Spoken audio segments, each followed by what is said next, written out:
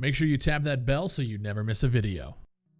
So after 5 months of waiting for any sort of update to go to the live servers, Farm 51 has finally dropped 0.7 onto the World War III community. And I've covered some of the things that was going to be in this patch on the public testing environment, but now we are here. It is finally on live servers. So what is 0.7? Why was it so highly anticipated?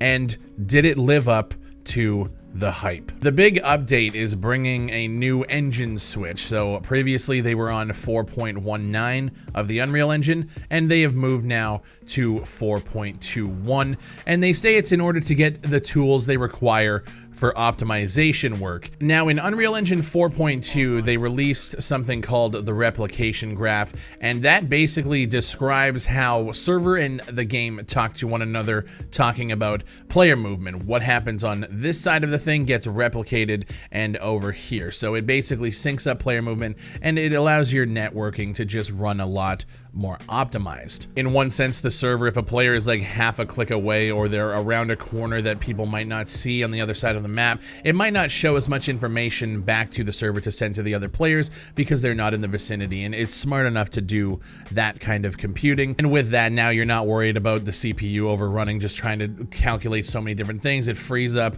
space for optimization, and that's something that they really wanted to focus on in this patch, was optimization. They say, and I quote, "We knew that the performance wasn't great, but being an early access title, we have more possibilities to adjust our work plan than maybe some studios do." Fair enough, I actually agree with that. Work has been going great, and from our PTE tests, we can be happy with what we have achieved in the last month and a bit in terms of performance. Now, I played the PTE, and I've covered it in the past. Back in August, I believe I released a video. And in that, I was actually really happy with the performance of the game. There were a couple snags here and there. I had to get the right video settings to make sure that it ran as optimal as I could. And it was really good. And the visual lighting changes that they made in this patch are awesome. The game is not as grayscale as you might remember. There is one map, Berlin, that is always going to be grayscale just because of the skybox, the clouds and all that. They wanted to make that one look very dreary, but running on Smolensk and Polyarny and in some cases even Warsaw and Moscow, the game is a lot more vibrant and it's a lot more bright, and I love that. I love the change they made. They've added a new challenge system that consists of daily challenges that reset every 24 hours, so you and your fellow soldiers have something to do in addition to, well, killing other players. And the challenges are cool. The challenges are something that I don't think I really, personally for me, I don't think I needed, but it's definitely something to incentivize players to go and use different weapons. I saw the first day challenges, for me anyway, was 25 shotgun kills. I don't usually run shotgun in this, so it might be a good incentive to try and get players to use different weapons or play different modes or do whatever the challenges are. So that's good. It pushes the players to do something other than jump in and just kill people, which I like. They've also brought on a new VoIP system. Well, basically, if you hit the tilde, you can talk to your squad, and it works quite well. I don't think a lot of people actually know that it exists because it doesn't seem like people use the feature all that much. But I know that the people in my community, in my Discord, I know they're going to love that feature, even though, I mean, you can just jump into Discord. But it is nice when you have randoms and you can communicate through the in-game chat. Now, if you guys have noticed, my voice is a little bit more monotone than usual.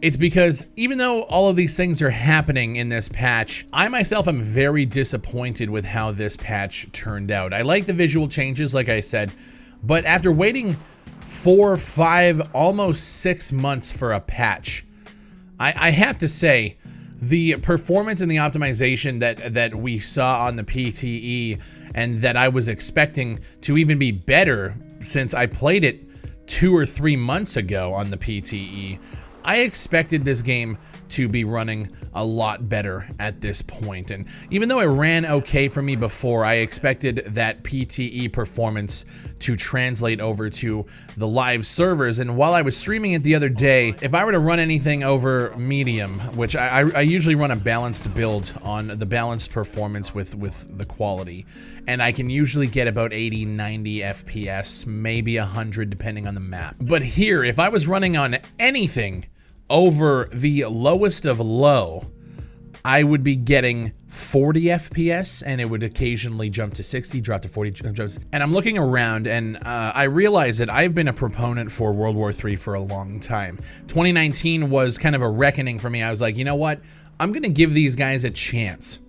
I'm going to follow this game through the depths of hell and try to figure out a way to build up that community and get people back into this game, because I do think, and even to this day as I'm recording this commentary, I do think that it is a good shooter. But we're coming up on the year mark. The 1 year from when they went into early access last October, when they opted to start off early, jump in and take that Battlefield release date. We're coming up on the 1 year. October 19th, 2018 is when it launched. And at that launch time, the early access roadmap was looking to be at about a year. And we are here now. We're at 0.7. And I can't say that they haven't made progress, but I am just at the point now where I am sick and tired of waiting for optimization, waiting for the game to be in a state where I can show it off to you guys and have you guys be like, now is the time to jump in, because I have been doing that for a long time, and I still think at the right price point, this game could be a top seller on Steam. It's a solid product that is marred by issues that just never seem to go away. They never seem to get fixed. And those issues are all seemingly directly related to performance. The reason why we had to wait so long for this patch was because they wanted to do the engine switch to get better performance, and I just don't see it. Another thing that was pretty disappointing to me was the fact that we still don't have another game mode. They've been talking about recon testing forever. When I met them at E3, they were talking about recon and how it's going to be an awesome mode. Then they started talking about Breakthrough, which was the community push from Battlefield type game mode that people made up, which is awesome. Still waiting for that one too. I have expected it to be in 0.7, but they say the community game mode designed by you but polished by us at the studio will be releasing with the introduction of the 0.8 update. Now, I'm just gonna say this. I'm frustrated at the state of World War III, and I feel like at this point we shouldn't have to be waiting for future patches as long as we waited to go from 0.6 to 0.7, because the engine switch and breaking things, and I understand that that was probably really tough for these developers to get through and get it to a point like this. So even though I'm mad and disappointed, I want to see how long it's going to take us to go to 0.8, because if it's another 5-6 months, I'm out. This is the problem with early access for me, and I know for a lot of other people, is people just get sick of waiting.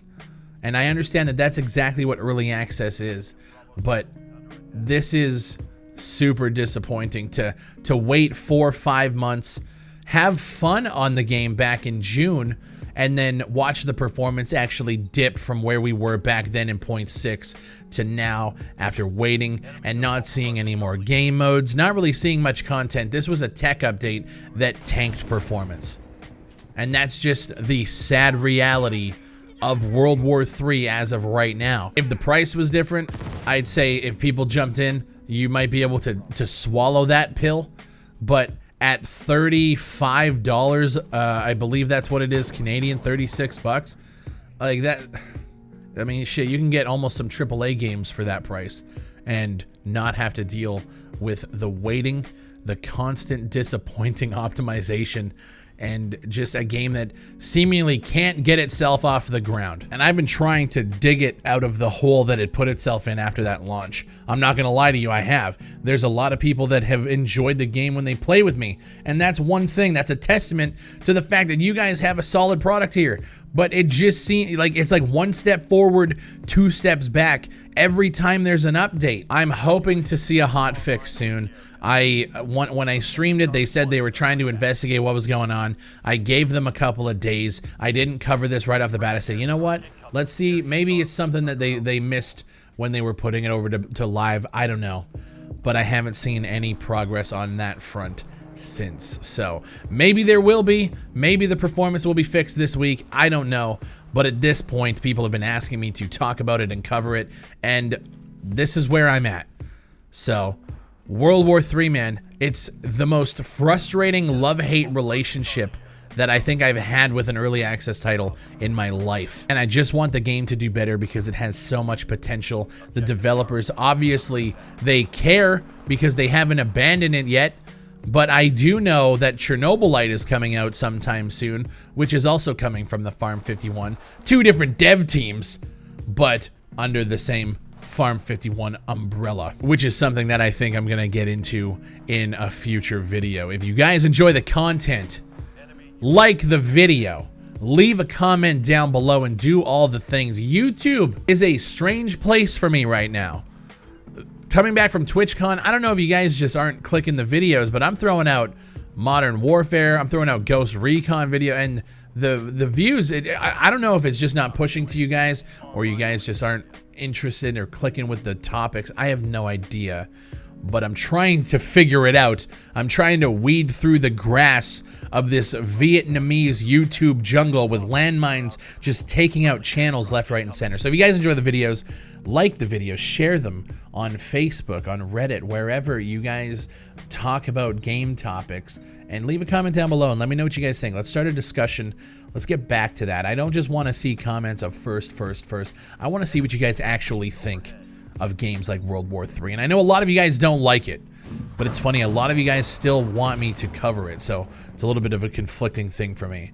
But I appreciate you guys so much. The ones who do watch every single video, man, you guys are like me with World War III. You're just putting it on the back and carrying it along. So I appreciate you guys so much. Thank you for everything. My name is Bigfry, and I'll see you on the next one.